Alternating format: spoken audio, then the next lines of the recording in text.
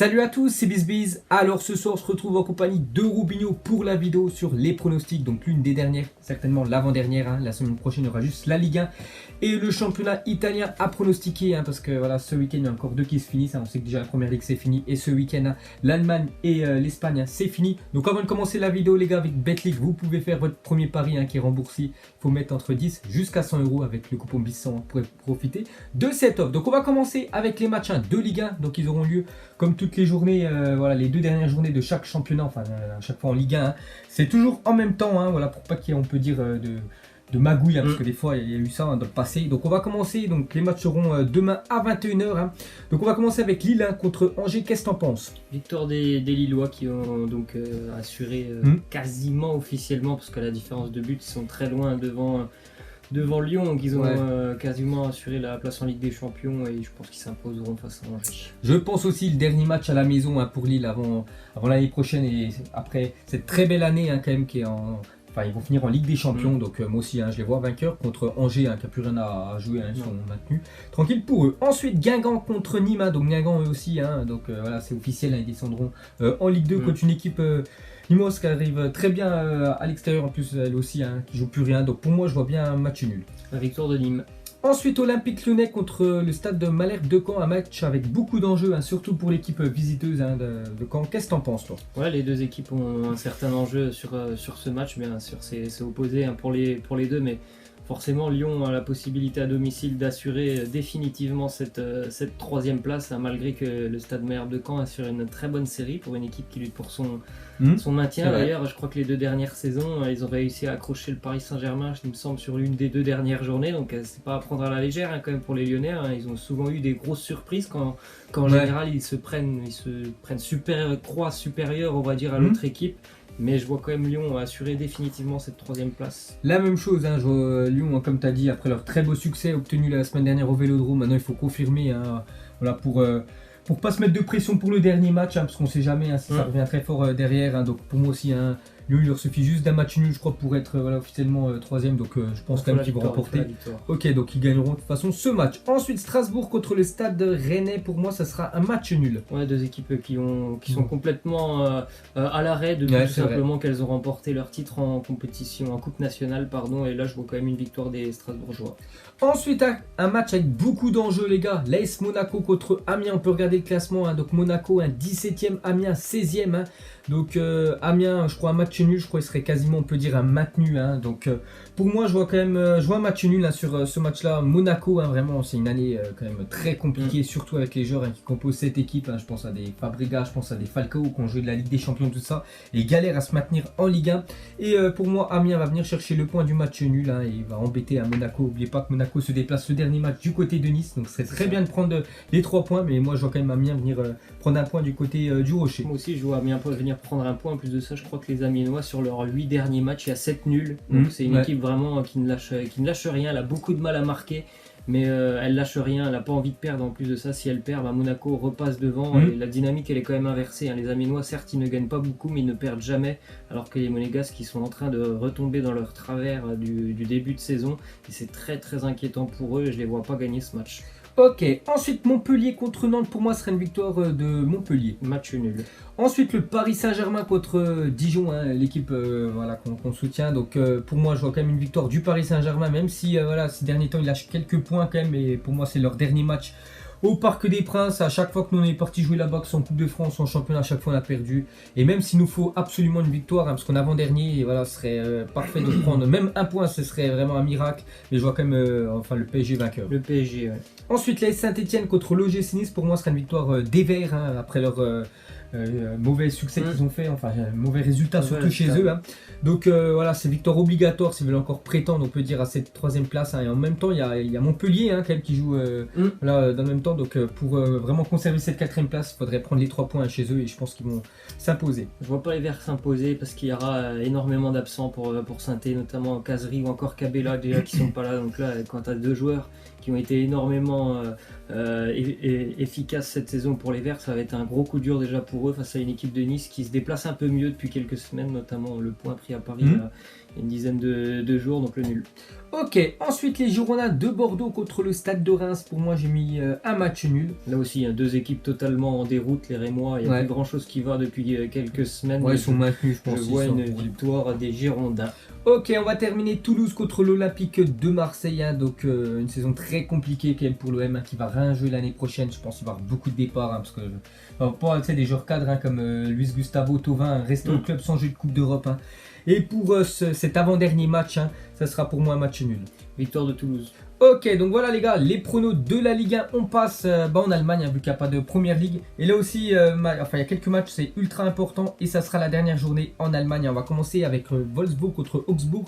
Pour moi, ça sera Wolfsburg qui gagnera cette rencontre. Wolfsburg. Ensuite, Düsseldorf contre Hanovre, qui est déjà relégué. Pour moi, ce sera Düsseldorf vainqueur. Düsseldorf aussi. Ensuite, le Bayern Munich contre Francfort. Gros match, parce que Francfort, ça joue très bien, on a bien vu. Ils sont jusqu'en demi-finale d'Europa League. Mais le Bayern, voilà, c'est simple, s'ils gagnent ce match, ils sont champions d'Allemagne, c'est dans leur stade, il y aura le public qui sera derrière eux et pour moi je vois pas comment ils pourraient lâcher filer ces points, surtout ce trophée du championnat allemand, donc pour moi le Bayern. Ouais, le Bayern, en plus de ça, Francfort est en train de vivre la même fin de saison qu'Arsenal dans son championnat. Depuis, ils étaient presque qualifiés pour la Ligue des Champions et ça fait maintenant 5 matchs qui ne se sont plus imposés. En pire de ça, en plus, ils perdent tous leurs matchs en championnat. Donc ils se sont écroulés, ils sont même plus qualifiés pour le moment pour la Ligue des Champions. Ils ont pris une sacrée valise, le dernier coup je crois 6 du côté de Leverkusen. Ils ont fait encore la semaine dernière à domicile face à une équipe de milieu de tableau. Bref, rien ne va pour Francfort. Ok, ensuite Schalke contre Stuttgart, pour moi ce sera Schalke à domicile. Schalke. Ensuite, le Borussia Mönchengladbach contre le Borussia Dortmund, donc un match avec énormément d'enjeux. Donc déjà, on connaît que le Borussia Dortmund, il faut que dans le même temps déjà que le Bayern s'incline ou fasse match nul, je crois c'est ça, et que eux aillent s'imposer du côté de Borussia Mönchengladbach. Mais eux aussi, il y a beaucoup d'enjeux pour cette équipe, parce que j'ai regardé tout à l'heure, parce qu'ils sont 4e et Leverkusen au même point derrière eux. Enfin, au même niveau qu'eux, et il y a Francfort qui a un point juste derrière. Il y a même qui a 52 points, Wolfsburg, donc ça va être ultra serré. Donc eux aussi, les gars, c'est victoire obligatoire. Donc pour Dortmund, c'est très compliqué. Donc pour moi, j'ai mis match nul. Ça sent vraiment le match ultra serré, parce qu'aucune équipe va vouloir perdre. Donc voilà, il y a beaucoup d'enjeux sur cette rencontre, et pour moi, c'est nul. Pour moi, ce sera la victoire de Dortmund, parce qu'il me semble que Mönchengladbach n'a toujours pas gagné un match à domicile en 2019, ce qui est une stat quand même assez incroyable, alors qu'ils avaient fait, il me semble, un 9/9 en 2018 chez eux, et depuis, plus aucune victoire. Ok, ensuite le Hertha contre Leverkusen. Donc on parlait, les équipes qui peuvent encore prétendre se qualifier, il y a Leverkusen et moi je les vois vainqueurs du côté du Hertha. Le Bayern. Ensuite Werder contre le RB Leipzig, j'ai mis match nul. Match nul aussi. Fribourg contre Nuremberg, ça sera Fribourg pour moi. Fribourg. Et Mayence contre Offenheim, j'ai mis match nul. Victoire pour le TSG Hoffenheim. Ok, ensuite on va dans le championnat espagnol, là aussi dernière journée et toutes les affiches ne sont pas en même temps, parce qu'on quasiment tout est joué on peut dire en Espagne, peut-être à part la 4ème place qualificative, il y a juste ça, sinon le maintien, on sait les équipes qui vont descendre. Donc on va commencer demain à 13h, Levante contre l'Atlético de Madrid. Pour moi je vais partir sur une victoire de Madrid à l'extérieur. Levante. Ensuite, l'Espagnol contre la Real Sociedad, j'ai mis l'Espagnol à domicile. L'Espagnol. Retafe contre Villarreal, donc Retafe match avec beaucoup d'enjeux, parce qu'ils sont 5e au même niveau que Valence, c'est la dernière journée, donc victoire obligatoire de Retafe. Retafe, oui. Valladolid contre Valence, donc là la même chose, Valence ils sont obligés de gagner, ils sont au même niveau que Retafe, mais meilleure différence de but. Et pour moi, je vois quand même Valladolid les accrocher, les gêner, et je vois un nul sur cette rencontre. Ouais, parce que Valladolid, je sais pas s'ils sont encore vraiment officiellement maintenus. Ils sont officiellement maintenus, donc ça peut un peu libérer de la pression sur les joueurs de Valladolid. Et je vois une victoire de Valence. Ok, et la dernière équipe, c'est Séville aussi qui peut encore prétendre. Bon, ça serait quand même un miracle, quand même, vraiment s'ils arrivent à passer, on peut dire, dans les 4 premières places, enfin surtout cette 4ème place, contre l'Athletic Club. Et moi, je vois quand même le FC Séville prendre les 3 points chez eux. Séville aussi. Ensuite, le Celta contre Rayo Vallecano. Pour moi, ça sera le Celta Vigo. Huesca contre Leganés, un nul. Leganés. Alaves contre Girona, qu'est-ce que t'en penses? Match nul. J'ai mis Alaves à domicile. Il y aura le Real Madrid contre le Betis Séville, donc le Real Madrid. Donc ça sera dimanche à midi. Ce sera certainement pour que les Chinois puissent voir la rencontre. Donc le Real Madrid, ces derniers matchs, C'est le fiasco total. Ouais. C'est la dernière rencontre, on peut dire, hein, sur cette année. Voilà, je pense que Zidane va être vraiment content que ce championnat voilà, se finisse. Et ce serait bien quand même de finir sur une victoire. Hein. Donc moi je le vois quand même vainqueur le Real Madrid, même si voilà, ils sont quand même en roue libre total. Victoire du Real, ouais. Et pour finir, Eibar contre le champion, hein, là, le FC Barcelone, et je vois une victoire du Barça pour finir ce championnat. Le nul. Ok, et on va terminer en Italie. Donc là, il reste encore 2 journées. Donc celle-là, plus une la semaine prochaine, Udinese contre Spal. Qu'est-ce que t'en penses? Victoire de l'Udinese qui pourrait définitivement assurer son maintien. Ok, moi j'ai mis match nul. Il y aura Renoa contre Cagliari. Je pars sur Renoa à domicile. Moi. Le Genoa qui est pour le moment relégable, qui va descendre hein, probablement parce que non, ils ont un Ouais, point sur un d'avance, point, ouais. excusez-moi, sur l'Empoli, donc ils sont en très grande Ah, difficulté. c'est serré, ouais. Les joueurs de Gênes, donc il faudrait mieux prendre 3 points face au Cagliari. Ok, ensuite Sassuolo contre l'AS Roma. Je pars sur une victoire de l'AS Roma hein, qui est toujours pas, ouais, ils sont toujours pas dans les 4 premières places qualificatives. Hein, ils sont 5e et c'est vrai qu'ils ont déjà 3 points de retard par rapport à l'Atalanta Bergame. Il reste plus que 2 journées, donc il faudrait voilà, qu'il y ait un miracle, hein, tout simplement, que ça perde devant et que gagnent leurs 2 dernières rencontres. Et je les vois quand même vainqueurs sur cette affiche. Moi aussi. Ensuite, le Chievo contre Sampdoria de Gênes. J'ai mis le match nul avant que voilà, le Chievo descende en série B. La Sampdoria. Ensuite, Parme contre Fiorentina, j'ai mis un nul. Parme. Ensuite, Empoli contre le Torino, une fois de plus un match nul. Ouais, gros enjeu pour les deux équipes. Je vois quand même une victoire du Torino sur sa très belle saison. Ok, ensuite l'AC Milan contre Frosinone, j'ai mis le Milan AC qui est bien parce que j'aime bien voir leur classement. Oh putain, ils sont 6ème. Bon. C'est très compliqué encore pour eux, hein. Ça me ferait chier encore de ne pas les voir en Europa League, mais bon, un club comme le Milan C, ça doit jouer chaque année la Ligue des Champions et je les vois vainqueurs. Milan, oui. Ensuite, une très belle affiche, peut-être la plus belle, hein, voilà, on peut dire sur ce week-end, hein, donc Naples contre l'Inter, qu'est-ce que t'en penses? Victoire du Napoli pour moi. La même chose, j'ai mis aussi une victoire de Naples. Ensuite, la Juventus contre l'Atalanta. Atalanta pour l'instant voilà, est accroché à cette 4ème place, un qualificatif pour l'instant en Ligue des Champions, donc il faudrait aller chercher au moins un point du côté de la Juve hein, pour cette avant-dernière journée et confirmer, on peut dire, chez eux la dernière.